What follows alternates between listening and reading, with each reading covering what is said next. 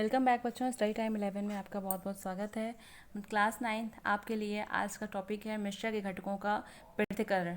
मतलब कि जो मिश्रण में घटक उपस्थित हैं उनको हम कैसे अलग कर सकते हैं। तो बच्चों, इसको अलग करने के लिए बहुत सारी विधियां प्रयोग में लाई जाती हैं, जैसे अवसादन विधि, छानना, चुंबकीय अपृथक्करण, अपकेंद्रीकरण, वाष्पीकरण, क्रिस्टलीकरण, आसवन विधि, विलायक निष्कर्षण और ऊर्ध्वपातन। जैसे कुछ एग्जाम्पल्स दिए गए हैं मिश्रण और पृथक्करण में प्रयुक्त कौन कौन सी विधि यूज़ की जाती है। देखिए, सामने ही दिया गया है कि जल व मृदा का मिश्रण है तो उसको हम अवसादन विधि से अलग करेंगे। लोहे के छीलन और सल्फर का मिश्रण है तो चुंबकीय पृथक्करण से अलग करेंगे। दही से मक्खन निकालना है तो अपकेंद्रीकरण करेंगे। समुद्र जल से नमक निकालना है तो वाष्पीकरण करेंगे।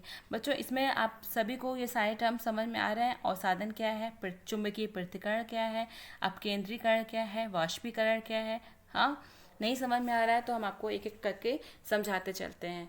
जैसे जल और मृदा का मिश्रण है, अवसादन और निथारना, छानना। ठीक है, जल और मृदा का मिश्रण जब आप लेते हो तब क्या होता है, कुछ देर के लिए उसको स्टेबल करके छोड़ देते हो। ठीक, तो छोड़ने के बाद देखोगे कुछ देर बाद कि मिट्टी नीचे बैठ जाती है और जल ऊपर ही रह जाता है।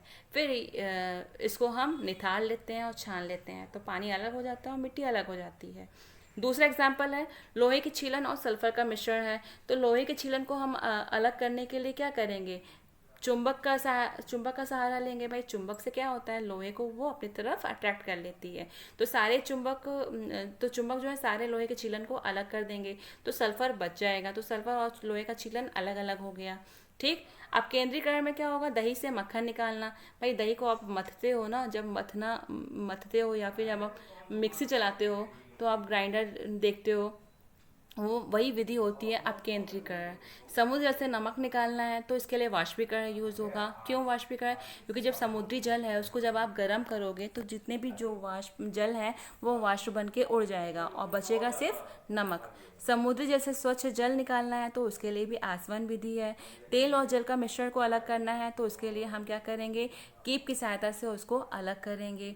बारूद है, जैसे शोरा, गंधक और कोयले का मिश्रण है, इसको हम अलग करने के लिए विलायक विधि का यूज़ करते हैं, विलायक निष्कर्षण का यूज़ करते हैं। आयोडीन, रेत और नमक या नौसादर का मिश्रण है तो उसको ऊर्ध्वपातन का यूज़ करते हैं। ऊर्ध्वपातन मतलब क्या होता है, सब्लिमेशन। इसका मतलब ये होता है कि वो जब उसको गर्म करते हैं तो वो बिना द्रव में बदले, ठोस से बिना द्रव में बदले सीधे वो गैस अवस्था में बदल जाती है, तो उसको हम ऊर्ध्वपातन कहते हैं। ठीक, अब दूसरा जो है आपका टॉपिक कि दूसरा टॉपिक है रंग वाले घटक को नीले अथवा काले रंग के स्याही से कैसे अलग कर सकते हैं। तो बच्चों, इसके लिए आपको एक प्रैक्टिकल करना पड़ेगा, एक एक्टिविटी देखनी पड़ेगी। तो पहले तो ये समझ लीजिए वाष्पीकरण किसे कहते हैं। किसी भी द्रव को वाष्प अथवा गैस में बदलने की क्रिया को वाष्पीकरण कहते हैं। जब कोई भी द्रव है, जब उसको हम वाष्प में बदलेंगे या गैस में बदलेंगे तो उस क्रिया को हम क्या कहेंगे, वाष्पीकरण कहते हैं।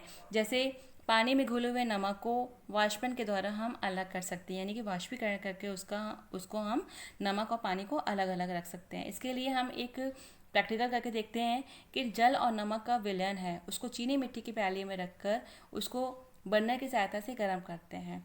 तो गर्म करने पर क्या होगा कि वो चीनी मिट्टी की प्याली में जो विलयन है वो गर्म होने लगेगा।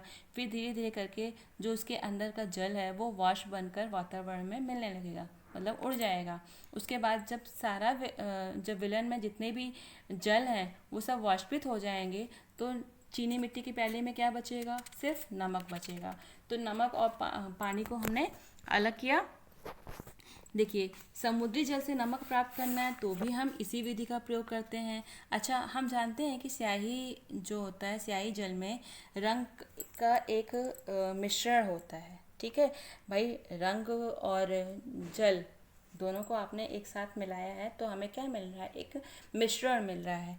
तो अब इसको हम किस विधि से अलग करेंगे, मतलब जल को और स्याही को अलग करना है तो उसके लिए हम वाष्पीकरण की विधि यूज़ करेंगे। चलिए एक्टिविटी देखिए इसकी क्या है।